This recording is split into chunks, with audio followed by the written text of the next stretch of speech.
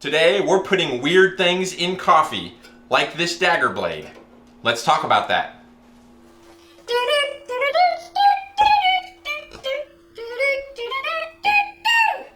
Good mythical morning. Have you ever wondered what happens when you put a dagger blade in an instant coffee mix and the dagger blade was made out of Damascus steel with a really interesting pattern, but it wasn't bold and dark? We're gonna find out today. It's time for putting weird things in weird things. No, I don't know. So I've got it etching in the ferric chloride right now. It's just about done with its first, I don't know. I decided to leave it in there for like 8 or 10 minutes or something, depending on how long I talk right now. And I'm gonna take it out. We're gonna take the blade out. We're gonna rinse it off. I'm gonna spray it down with some Windex because it's got ammonia in it, and that'll neutralize the acid.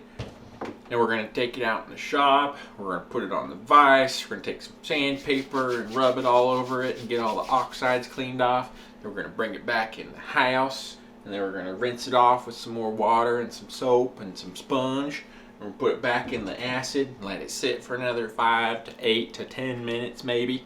And then we're going to take it out and we're going to do all that again with the Windex and take it out in the shop and sand it with some finer sandpaper. And then we're going to bring it back in. And then we're going to put it back in the acid after it's been cleaned. And then we're going to also, in between all that, make sure it fits in this here pan, because I don't know if it's long enough. If it does fit in the pan, we'll get some instant coffee going, because we want to darken the dark steel and the Damascus.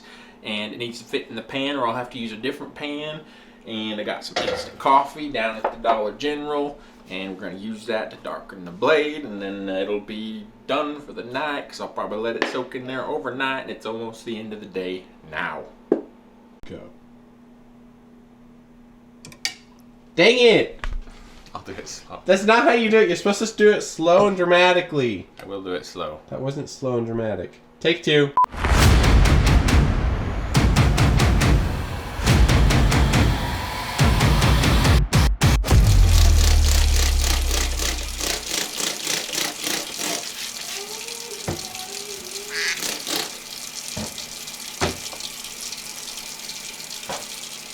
All that darkness you're seeing on the paper towel is the oxidation, like the residue from the acid and the reaction it has to the steel. Let's see if it'll fit in this pan before I take it out to the shop. Yes, it will, with a good 2.5 inches to spare. I sanded this blade to 1,500 grit before etching. I used to go to 600. Then I went to 1,000 grit for the last, like, I don't know, 8 or 9 years, something like that. But the last couple knives, I've gone to 1,500, and I actually like the way it etches a little bit better. To clean off the oxides on this round, I'm gonna use 1,500 grit, and then on the next round, I'll either use 2,500 or 3,000.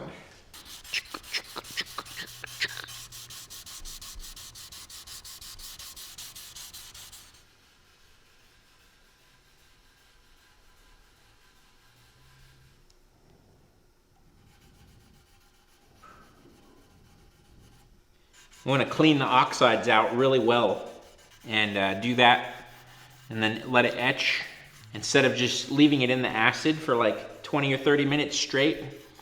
It'll get a cleaner, nicer looking etch if we take it out every 5 to 10 minutes and clean the oxides off. It'll just be an overall better etch.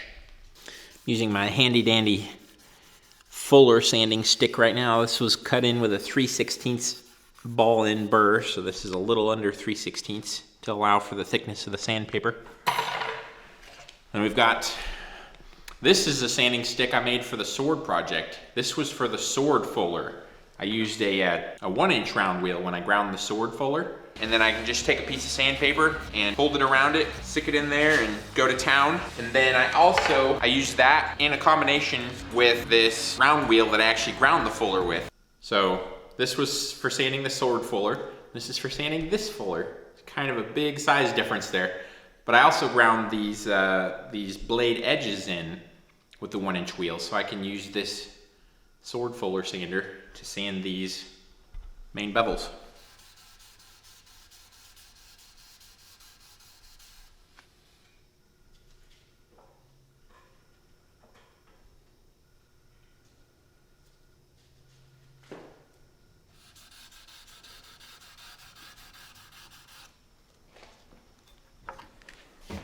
Alright guys, so it's the next day. I've got my blade in the coffee. Got done etching it yesterday and got it neutralized, put it in a sodium water mixture for overnight actually.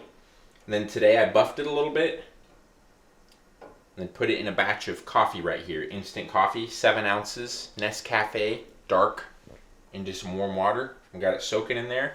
And then after a while I'll take it out and rinse it off and maybe go over it with some sunshine cloth to kind of clean up the 15 and 20.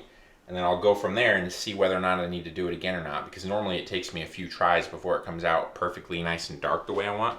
Also, this pattern is so fine. I've never done the coffee darkening on a pattern this fine before. So I love Good Mythical Morning, and I had a dream that I was on their show, and then after we were done recording, I was showing my knife, this Matt Diskin knife that I carry. I was showing it to one of the girls that works on the show there, and she was telling me how it wasn't a good quality knife because it wasn't sharp, and I was just mortified because it wasn't sharp because I hadn't sharpened it in a long time and I use it daily. But at the same time I was like, a good quality knife doesn't necessarily mean that it's always sharp. Like maybe I just haven't sharpened it in a long time. So I was really frustrated because she was like saying how her knives were way better quality and stuff. And she had this one knife that was a folding knife about that big, folded, closed. It was that big. And it had a couple of different blades on it. The only one I really remember was like 4-inch wide blade, and it had like a rounded point on it. So it was just rounded edge all the way around, and that much of the edge stuck out of the handle when it was closed. So like all this part when it was closed was like sharp. And I remember looking at it and stuff, and it was like really horrible quality in my dream. And I went to close it, and I just put my hand like, it's a humongous blade, so I'm just putting my hand on this giant blade to close it, but that's all sharpened edge and it was really hard to close.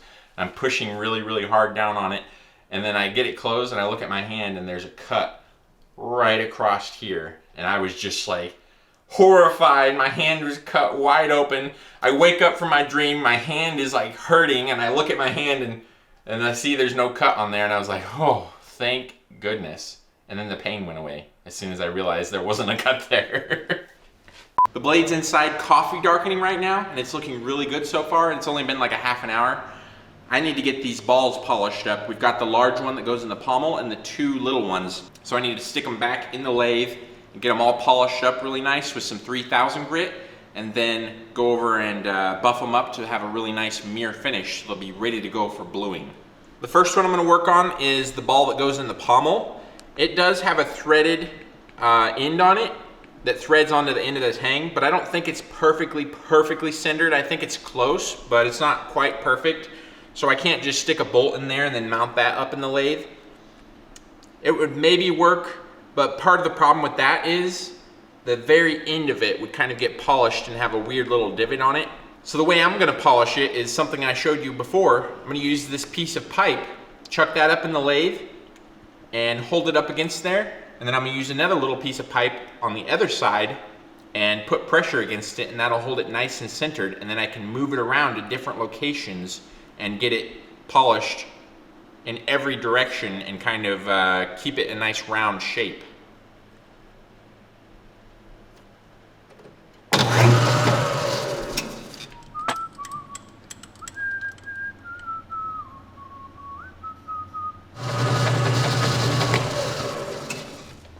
That's so cool. Neat.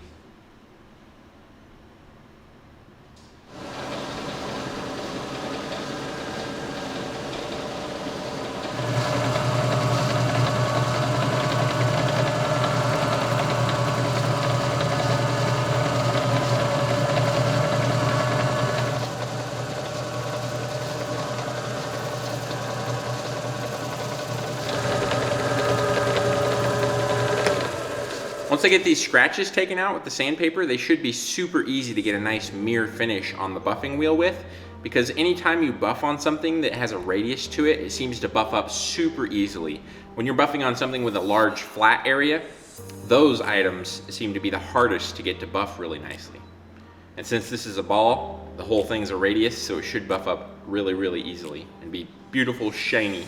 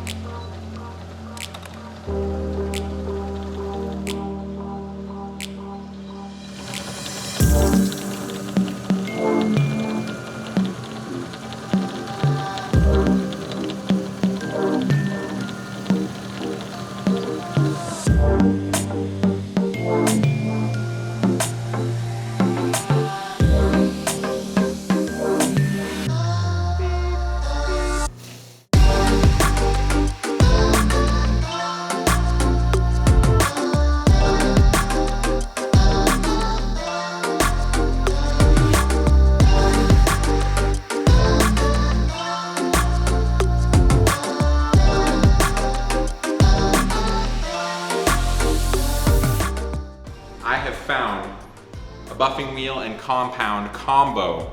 It is amazing. This is the first time I bought a buffing wheel and compound that are both made from the same manufacturer and actually go together. And that might be part of the success too, because a lot of times they're completely different brands and you're trying to pair up the right compound with the right wheel and stuff. Well, they make the wheel and the compound and tell you which one to use. The reason I found this wheel is because I'm always trying to look for a new product that might be a little better than the old one I was using, especially when it comes to buffing wheels and Scotch-Brite and like different compounds and stuff, because some of these things can really change the quality of your work. It doesn't take a lot of money to do that, but I've found a couple of things that have just revolutionized the finishes and the way I do things on knives. So I want to encourage you guys to keep trying out different things and look for that thing that might just be a little better than what you're using or make life a little bit easier than what you're already doing.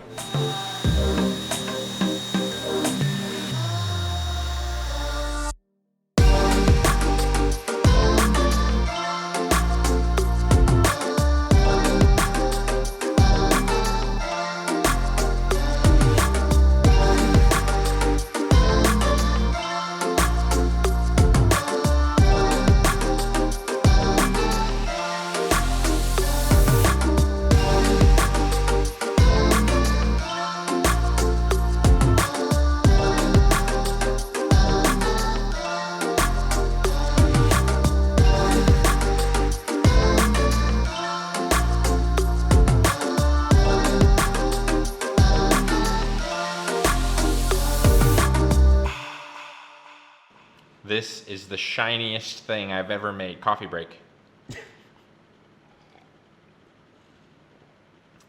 Next thing I need to do is go check up on the blade that's in the coffee. Put a little oil on this thing so it doesn't rust, and polish these two little balls. Man. So shiny. Man. So cool.